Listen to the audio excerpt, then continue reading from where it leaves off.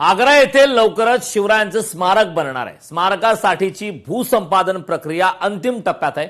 महाराष्ट्र सरकार आणि उत्तर प्रदेश सरकारची संयुक्तपणे काम सुरू आहे। मुख्यमंत्री फडणवीस यांनी सोशल मीडियावरून ही माहिती दिली आहे। उत्तर प्रदेशचे मंत्री योगेंद्र उपाध्याय यांच्या भेटीनंतर ही माहिती समोर आली आहे। मुंबईत उत्तर प्रदेशचे उच्च शिक्षण मंत्री माननीय योगेंद्र उपाध्यायजी यांच्यासोबत माझी सौहार्दपूर्ण भेट झाली अशा प्रकारचं ट्विट त्यांनी केलं, अशा प्रकारची पोस्ट टाकते।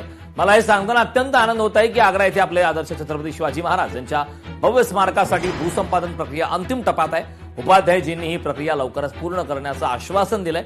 या प्रक्रियेनंतर महाराष्ट्र सरकार आणि उत्तर प्रदेश सरकार संयुक्तपणे या भव्य स्मारकासाठी पुढील कारवाई सुरू करतील, अशा प्रकारची आता एक्स वरती पोस्ट सुद्धा करण्यात आलेली आहे। देवेंद्र फडणवीस यांनी ही पोस्ट करत माहिती दिली आहे।